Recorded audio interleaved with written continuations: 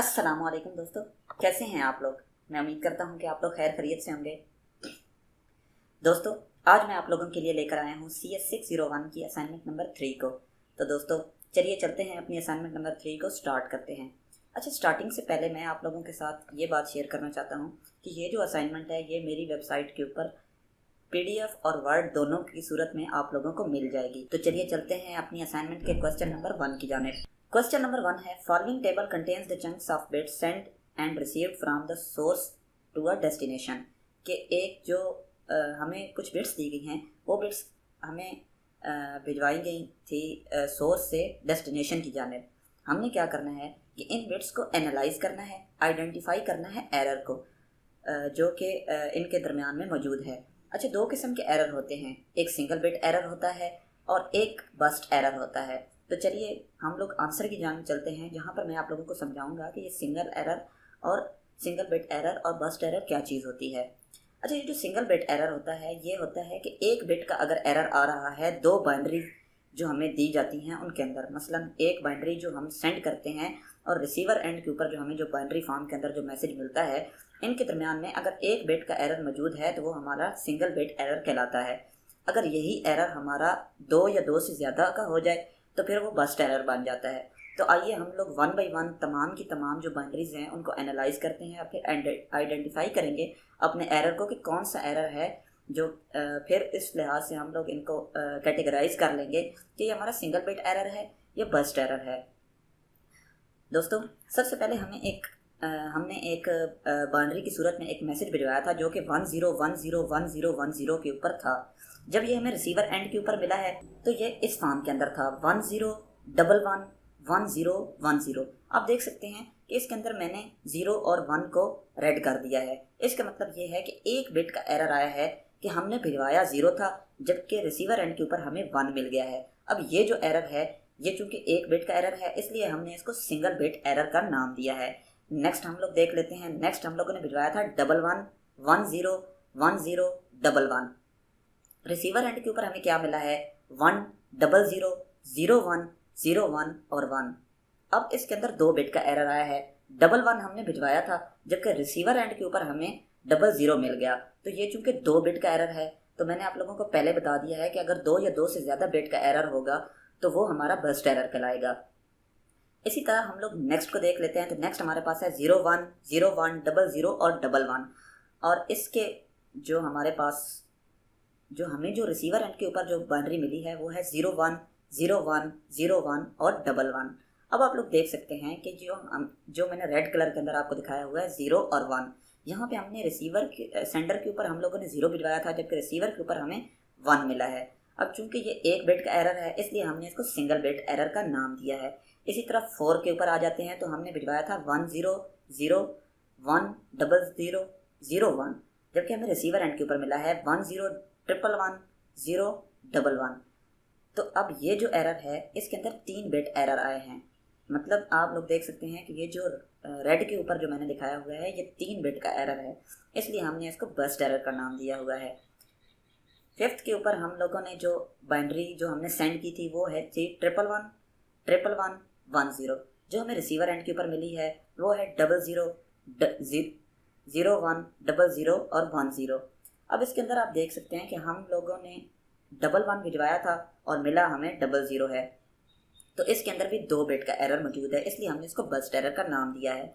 दोस्तों, मैं उम्मीद करता हूँ कि आप लोगों को इस बात की समझ आ गई होगी कि ये जो सिंगल एरर होता है बस्ट एरर होता है इसके अंदर किस तरह हम इसको निकालते हैं और इसके अंदर फ़र्क को किस तरह से तलाश किया जाता है। अगर आप लोगों को अभी तक भी इस चीज़ की समझ नहीं आई है तो आप मुझे मेल कर सकते हैं, मैं आपको ये सारे का सारा जो टॉपिक है वो एक मरतबा फिर रीड करवा सकता हूँ। नेक्स्ट क्वेश्चन के अंदर हमें दिया गया था कि हम लोगों ने हैमिंग डिस्टेंस जो है वो फाइंड करना है। अच्छा, हैमिंग डिस्टेंस क्या होता है? हैमिंग डिस्टेंस ये होता है कि जब हम लोग हमें जब दो बाउंड्रीज दी जाती हैं उन बाउंड्रीज के अंदर जो फ़र्क होता है वो हम लोग हैमिंग डिस्टेंस के अंदर नोट कर लेते हैं। मतलब जितनी बिट्स का फ़र्क होता है जो हम लोग जो सेंडर के ज़रिए भिजवाते हैं और जो रिसीवर एंड के ऊपर हमें मिलता है उनके दरमियान में जो डिफरेंस होता है वो हम लोग लिख लेते हैं कि इतनी बाउंड्रीज जो हैं डिजिट्स उनका फ़र्क आया है वो हम लोग लिख लेते हैं। अब इसके दरमियान में एक शर्त है, उसका पूरा होना लाजमी है। वो शर्त ये है कि जितना सिग्नल हमने भिजवाया है, जितना मैसेज हमने भिजवाया है, अगर रिसीवर एंड के ऊपर भी उतना ही मैसेज है तो फिर तो हम उसका हैमिंग डिस्टेंस निकाल लेंगे। लेकिन अगर दो बाइनरीज इक्वल नहीं हैं तो उसका हैमिंग डिफरेंस हम लोग नहीं निकाल सकते हैं। तो चलिए हम लोग इसको भी देख लेते हैं जल्दी से। तो सबसे पहले हम लोगों के पास एक बाइनरी है 10000, और जो हमारे पास दूसरी बाइनरी है वो है 00100। अब आप देख सकते हैं ये 5 बिट की एक बाइनरी नंबर है, दोनों की दोनों। अब आप इन दोनों के अंदर अगर देखें तो पहले हमारे पास 1 है, जबकि दूसरी बाइनरी के अंदर हमारे पास 0 है। इसी तरह थर्ड नंबर के ऊपर हमारे पास 0 है और दूसरी बाइनरी के अंदर हमारे पास 1 है। तो ये दो डिफरेंस हैं जो कि इस पूरी बाइनरी के अंदर हम लोगों को नज़र आए हैं।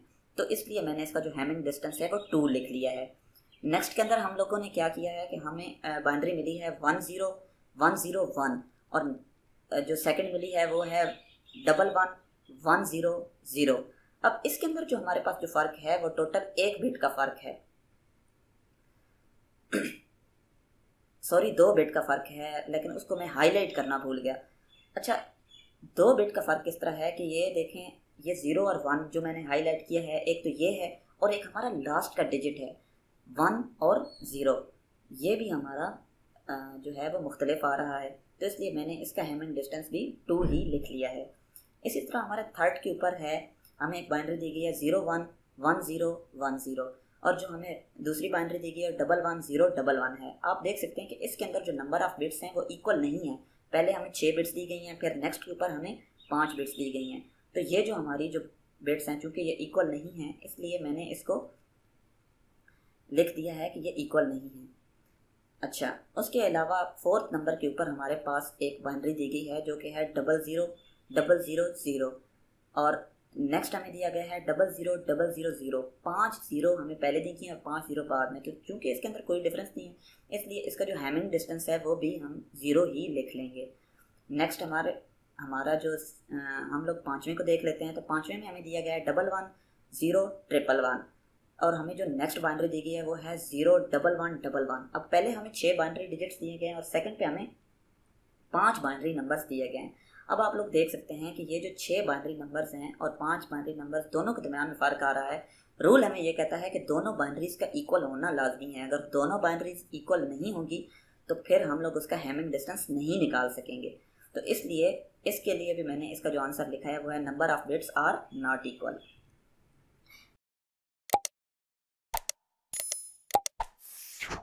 नेक्स्ट क्वेश्चन की जानिब चलते हैं। तो नेक्स्ट क्वेश्चन में हमें कहता है the table given below contain some data words by applying the technique of odd parity check you are required to create code words against each data words. हमें कुछ डाटा वर्ड्स दिए गए हैं, कुछ बाइनरी नंबर दिए गए हैं, इनको हम लोगों ने ऑड पैरिटी के अंदर इसको हम लोगों ने चेंज करना है। अच्छा, अब करना क्या है कि ये हमें जो है वो इवन पैरिटी हमें दी गई है। ये जो डेटा वर्ड्स हैं ये इवन के अंदर हैं, हमने इसको ऑड के अंदर चेंज करना है। एक हमने ऐसी बिट लगानी है कि ये हमारे अगर इवन हैं तो आड हो जाएं, आड हैं तो उसके अंदर हम लोग ऐसी बिट को ऐड करें कि वो आड ही रहे, इवन ना बन पाए। ठीक है, तो चलिए हम लोग इसके अंदर बिट्स को ऐड करते हैं और हम इसको आड पैरिटी बिट्स के अंदर चेंज करते हैं।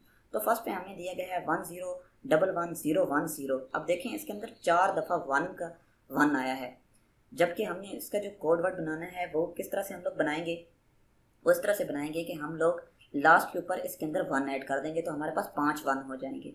तो ये हमारा जो होगा वो ऑड पैरिटी चेक बन जाएगा। नेक्स्ट के अंदर हमारे पास 0010000 है। अब देखें हम यहाँ पर हमारे पास एक दफ़ा 1 आ रहा है। अब अगर हम इसके अंदर कोई बिट ऐड करते हैं 1 वाली, मतलब 1 को हम लोग ऐड करते हैं तो फिर तो वो इवन हो जाएगा। हमने इसको इवन नहीं बनाना बल्कि ऑड ही रहने देना है। बिट जब हम इसके अंदर लगाएंगे वो हम इसके अंदर 0 लगा देंगे ताकि हमारा ये ऑड ही रहे, इवन ना बने। नेक्स्ट के अंदर हमारे पास है 110011। अब ये हमारे पास इवन है, हमने इसको ऑड में चेंज करना है तो हम इसके अंदर जो बिट लगाएंगे वो हम 1 लगा देंगे। इसी तरह हमारे पास नेक्स्ट है 0100011। अब ये हमारे पास ऑड है। अब ऑड के लिए मैंने आप लोगों को बताया हुआ है कि 0 लगा देंगे। 0 हम ऑड के लिए लगा देंगे तो हमारे पास वही जो है वो बाइनरी नंबर रहेगा, उसके अंदर कोई चेंजेस नहीं आएंगी। नेक्स्ट पर हमारे पास है 1110100। अब ये हमारे पास इवन है। इवन के लिए मैंने आप लोगों को बता दिया है कि हम लास्ट के ऊपर 1 ऐड कर देंगे। जैसे ही हम 1 ऐड करेंगे इवन जो हमारा है वो हमारा आर्ट के अंदर चेंज हो जाएगा। तो ये थी आप लोगों की असाइनमेंट नंबर 3। दोस्तों मैं उम्मीद करता हूँ कि आप लोगों को असाइनमेंट नंबर 3 की समझ आ गई होगी। अगर आप लोगों को कहीं पर भी किसी चीज़ की समझ नहीं आई है, आप मुझे मेल कर दें ताकि मैं आप लोगों को उस टॉपिक के बारे में अच्छे तरीके से समझा सकूँ। आप लोगों को इसकी फ़ाइल कहाँ से मिलेगी? फ़ाइल आप लोगों को डिस्क्रिप्शन बॉक्स के अंदर इसका मैं लिंक दे दूँगा, वहाँ से आपको मिल जाएगी। इसके अलावा आप लोग डायरेक्ट भी इसको सर्च कर सकते हैं, visuammer.blogspot.com के ऊपर जाकर आप लोगों को ये असाइनमेंट मिल जाएगी। दोस्तों मुझे आप लोगों के बारे में कैसे पता चलता है कि आप लोगों को मेरी वीडियोस कैसे लग रही हैं? मुझे पता चलता है आपके कमेंट्स से। तो कमेंट्स ज़रूर दिया करें ताकि मुझे पता चलता रहे कि आप लोगों को मेरी वीडियोस जो हैं वो कैसी लगती हैं।